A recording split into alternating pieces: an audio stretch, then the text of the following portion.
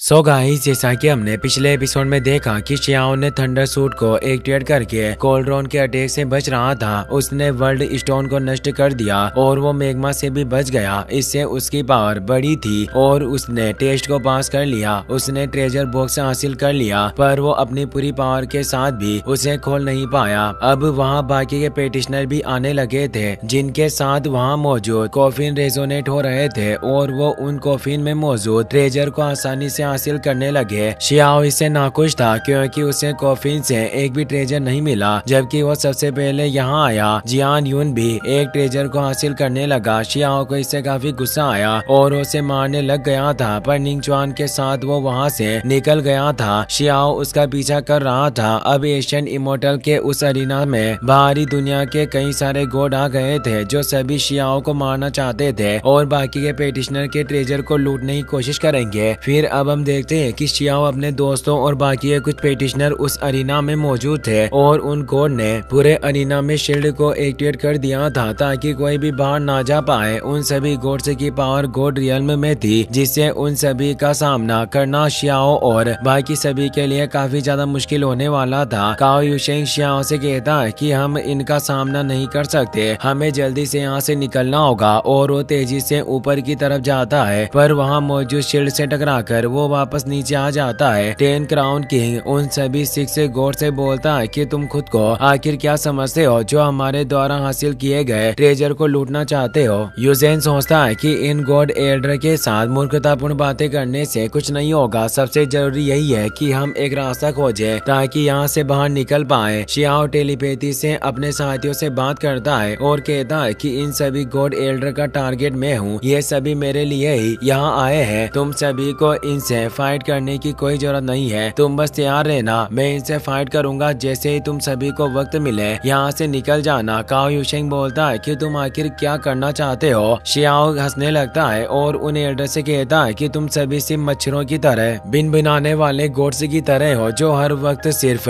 लोगों के ट्रेजर को लूटने के बारे में सोचते हैं। क्या तुम मरना चाहते थे जो तुमने लालच में इस एशियन इमोर्टल में प्रवेश कर लिया। ये कहकर वो अपनी डालवो इमोर्टल शॉट को बाहर निकाल लेता है और वो तेजी से उन एल्डर पर अटैक करने जाता है। फर्स्ट गॉड एल्डर कहता है कि शायद तुम हमारे हाथों ही मरना चाहते हो और वो अपनी स्वॉर्ड को लड़ने के लिए बाहर निकाल लेता है और अपने साथी एल्डर से कहता है कि हमें सबसे पहले इस वांग का खात्मा करना होगा। और वो सभी तेजी से शियाओ पर अटैक करने लगते हैं। शियाओ उनके अटैक को रोक रहा था और उन पर पलटवार करने लगता है, जिससे वो उन्हें दूर धकेल रहा था, जिससे अब उन सभी के बीच फियर्स फाइट होना स्टार्ट हो जाती है। वो सभी एल्डर अपनी पूरी पावर से शियाओ को मारने की कोशिश कर रहे थे, इसीलिए वो सभी एक साथ मिलकर अपनी एनर्जी को मर्ज करके शियाओ पर अटैक करने लगते हैं। तो शियाओ भी अपनी इमोर्टल पावर को एक्टिवेट करके उनके अटैक को रोकने लग जाता है और वो अपने साथियों से कहता है कि अब तुम सभी को एक साथ काम करना होगा और यहाँ से निकल जाओ। 10 क्राउन किंग अपने ट्रेजर को बाहर निकाल लेता है और ऊपर मौजूद शील्ड पर अटैक करने लगता है। काओ युशेंग भी अपनी फॉर्मेशन पावर को एक्टिवेट करके ऊपर अटैक कर देता है। चांग गोंगयान ने भी अपने धनुष को बाहर निकाल लिया था और वो एक एरो से ऊपर अटैक करता है। शी अपनी डबल प्यूपिल रे का इस्तेमाल करता है। उसने भी अपने सीक्रेट ट्रेजर को बाहर निकाल कर उसकी एनर्जी को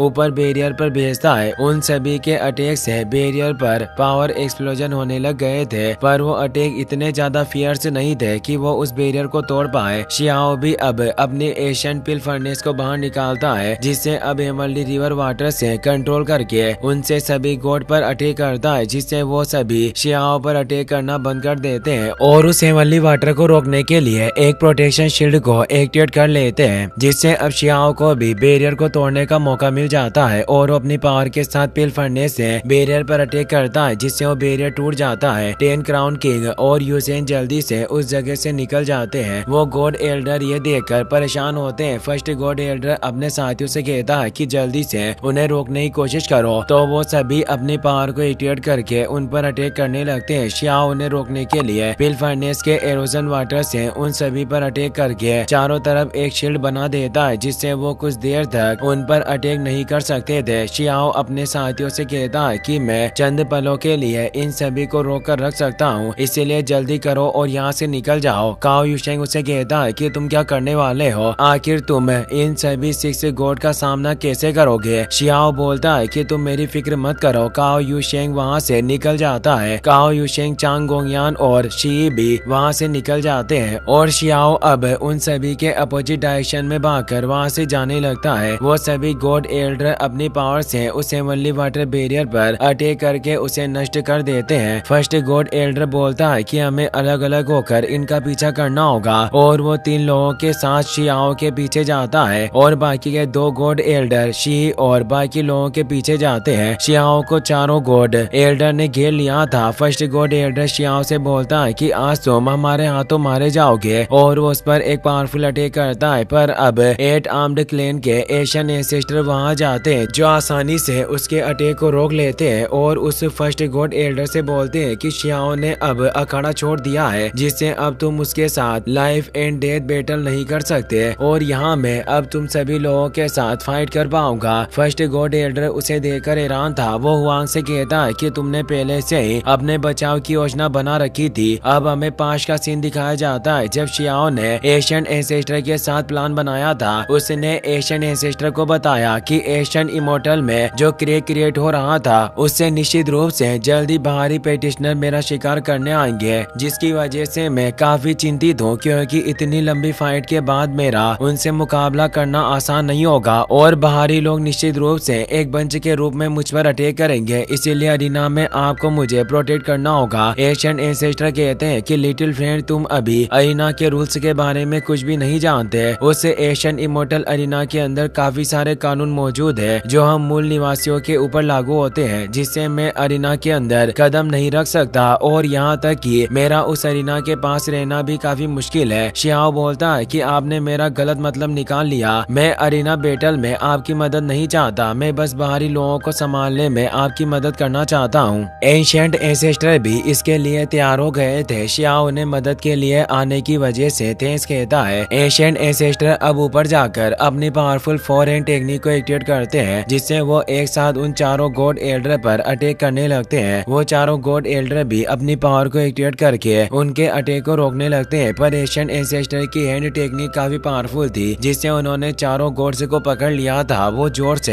हंसने लगते हैं क्योंकि उन्हें अपने हाथों में चारों गॉड एल्डर को दबोच कर काफी मजा आ रहा था। शिहाओ अपने डालवो इमोर्टल स्वॉर्ड को बाहर निकालता है और एक पावरफुल स्लेश से उन चारों गॉड एल्डर का खात्मा कर देता है। इससे तेज एक्सप्लोजन के साथ वो सभी नष्ट हो जाते हैं। अब हमें रात को सोल आइलैंड का सीन दिखाया जाता है जहाँ शियाओ एशियन एंसेस्टर के साथ आ गया था और वो बॉर्न फायर पर अपने लिए खाना पका रहे होते हैं। वो दोनों साथ में डिनर करते हैं। शियाओ ने गेट ऑफ लाइट से लाया हुआ वो कॉफिन भी बाहर निकाल लिया था। एशियन एंसेस्टर अपनी पावर से उसे ओपन कर देते हैं। उसमें मौजूद ट्रेजर निकलकर भागने लगते हैं, पर शियाओ उस बुक और इमोर्टल सीड को पकड़ लेता है। उस बुक पर काफी अजीब अक्षरों में लिखा हुआ था। शियाओ कहता है कि यह काफी अजीब है क्योंकि मैं अपनी ट्रांसलेशन रून्स टेक्निक की मदद से भी इन्हें पढ़ नहीं पा रहा हूँ। और वो एशियन एंसेस्टर से कहता है कि सीनियर, क्या आप इस बुक पर लिखे हुए अक्षरों को पढ़ सकते हैं। एशियन एंसेस्टर कहते हैं कि मैं भी इस लैंग्वेज को नहीं समझता क्योंकि यह सुप्रीम ताओइस्ट बुक हजारों सालों पहले से ही खो गई थी और इस दुनिया में ऐसी कोई भी चीज नहीं है जो इसको ट्रांसलेट कर सके और हम पता लगा पाए कि इस पर आखिर क्या लिखा है। शियाओ फिर भी उन दोनों ट्रेजर को अपने पास रख लेता है और सीनियर से कहता है कि आज आपने मेरी काफी मदद की, जिसके लिए मैं आपका शुक्रगुजार हूँ। एशियन एंसेस्टर कहते हैं कि कई सारे प्राचीन धर्मों के लोग तुम्हारे पास मौजूद ट्रेजर को हासिल करने के लिए जरूर आएंगे, इसीलिए लिटिल फ्रेंड, मुझे डर है कि मैं अपनी पूरी पावर के साथ भी तुम्हें प्रोटेक्ट करने में सक्षम नहीं हो पाऊंगा, जिस वजह से क्या तुम थोड़ी देर के लिए इस एशियन इमोर्टल को छोड़ने के लिए तैयार हो ताकि तुम उन सभी धर्मों के लोगों से बच सको।